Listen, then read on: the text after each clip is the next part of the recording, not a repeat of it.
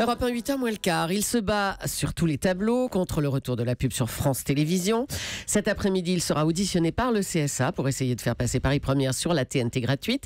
Il veut aussi créer une chaîne de téléachat. Nicolas Taverneau, président du directoire du groupe M6, est votre invité Thomas pour l'interview vérité d'Europe 1. Bonjour Nicolas Taverneau. Bonjour. Fleur Pellerin, la ministre de la Culture, l'a annoncé. Il n'y aura pas de retour de la pub après 20h sur les chaînes publiques. Ça y est, le lobby des chaînes privées l'a emporté. Vous avez fait pression sur François Hollande. Les téléphones ont chauffé. Comment vous avez fait ?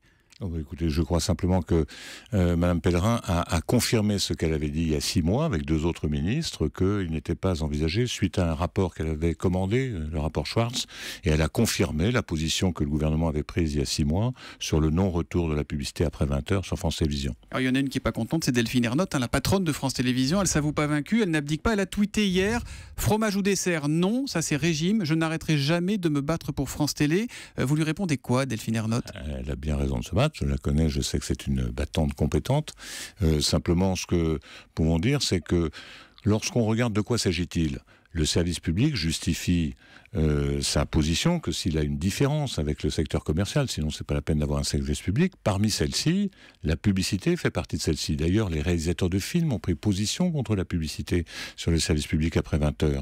Donc, il s'agit d'avoir une règle assez simple. Comme pour les radios, la publicité finance les services privés, les services commerciaux, et la redevance finance majoritairement les services publics.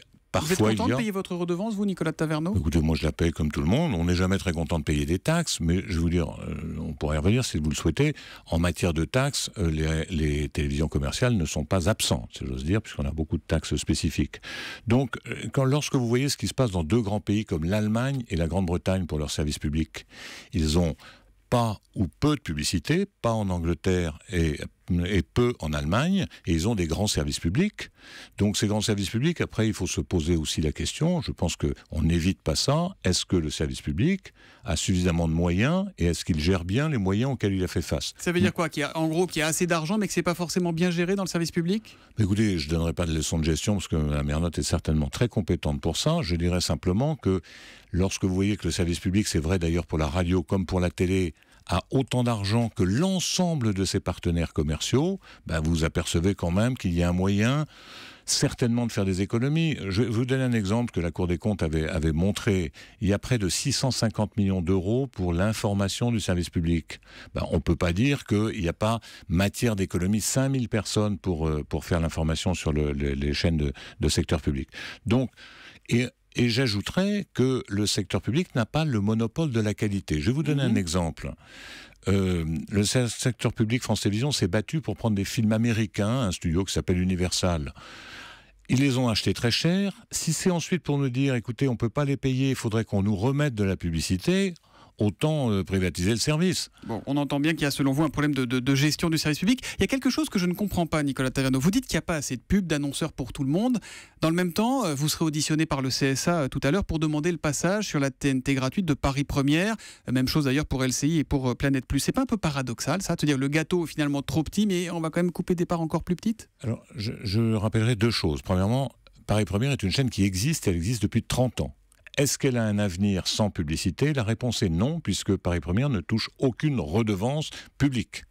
Donc, si on Elle est aujourd'hui sur la TNT payante. Voilà. Si on estime que Paris Première est une chaîne intéressante, la seule voie, c'est qu'elle ait accès à la ressource commerciale. Et donc, elle ait accès à la TNT. Mais là, nous prenons notre risque. C'est-à-dire que si ça ne marche pas, c'est nous qui devrons payer le déficit, c'est pas l'État ou vous-même ou moi-même. Et là, si le CSA vous dit non, vous fermez Paris Première ? Il y a beaucoup de chances que Paris Première n'ait pas d'avenir, donc elle va terminer son contrat avec les distributeurs, et dans 2 ans, il y a beaucoup de chances qu'elle ferme. Alors, les rapports entre les chaînes privées et les annonceurs, Nicolas Taverneau, le 31 mai, vous étiez invité du supplément de Canal+, et vous déclariez « Moi, je ne peux pas supporter que l'on dise du mal de nos clients, nous vivons de nos clients ». Ça veut dire quoi ? Que ce sont eux, finalement, qui fixent la ligne éditoriale ou les limites de ce qui peut être dit ? La réponse est non, pour plusieurs raisons. Premièrement, nous n'avons jamais commandité des reportages ou des sujets pour faire plaisir à tel ou tel, et notamment nos clients. La seule chose, parfois, nous sommes dans des conflits d'intérêts, il faut le dire. Je l'ai donné l'exemple, quand nous faisons un service téléphonique avec Orange, M6 Mobile, c'est très difficile ensuite de faire un sujet très objectif sur la téléphonie. Voilà, c'est ce qu'on dit, donc ne nous retrouvons pas dans des contradictions, mais je vous rassure, les journaux télévisés ou les magazines que vous connaissez bien n'ont pas de difficultés sur l'application. Un problème sur un sujet qu'il y avait eu avec Free à l'époque dans Capital. Cas très concret, Nicolas Taverneau. Il semblerait que Vincent Bolloré n'ait pas voulu diffuser un reportage sur le Crédit Mutuel et la fraude fiscale sur Canal+. Alors, il ne s'est pas exprimé sur le sujet, mais le Crédit Mutuel est un des partenaires financiers importants du groupe Bolloré. Ce doc sera finalement diffusé sur France 3. Est-ce qu'il aurait pu l'être sur M6 ? Vous voyez d'abord que le service public, là, dans ce cas-là, sert à quelque chose. Voilà. Donc, c'est important. Et le groupe M6, alors ? Le groupe M6, moi je connais pas le sujet, je sais pas s'il était objectif, pas objectif, et j'ai déjà suffisamment à faire pour m'occuper d'M6 que je vais pas en plus aller m'occuper de Canal+. Donc vous êtes gentil, je vais rester sur M6. Le Crédit Mutuel est un annonceur important du groupe M6, mais on peut tout à fait faire des sujets sur la banque sans aucune difficulté. Est-ce que vous avez regardé le dernier 20h de Claire Chazal hier soir, Nicolas Taverneau ? J'aurais bien aimé, et je vais vous faire une confidence, j'ai oublié parce que j'étais sur l'excellent journal de Nathalie Renou, et puis vous savez comment c'est. Après vous avez regardé Egal M6, forcément, on sait que ça se termine très tard, le 20h. J'attendais son interdit, donc effectivement j'ai regardé Egal M6 qui était très bon, et puis voilà, mais j'aime beaucoup Claire Chazal qui est très agréable. Et vous êtes choqué de la méthode, de la forme employée pour la virer du 20h ? Vous me permettrez que je vous fasse la même réponse que pour Canal+. Moi je m'occupe plutôt de Nathalie Renou, et dont je vous confirme qu'elle sera à l'antenne dès vendredi prochain à 19h45. Très politiquement correct ce matin, Nicolas Taverneau. Vous avez envie de lui faire une place sur M6 à Claire Chazal ?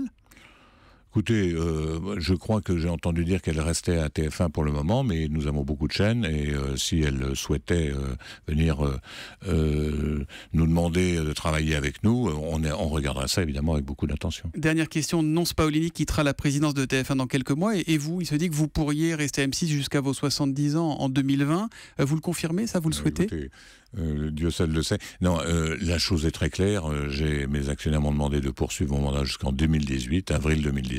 Donc vous aurez, je rassure mes concurrents, je serai là jusqu'en 2018. Et pas après ? Après, on verra, j'en sais rien. Et puis, vous savez, la vie, voilà, on n'est pas propriétaire de son job. Merci beaucoup, Nicolas Taverneau, d'être venu en direct sur Europe 1 ce matin. Merci, bonne journée à vous. Merci.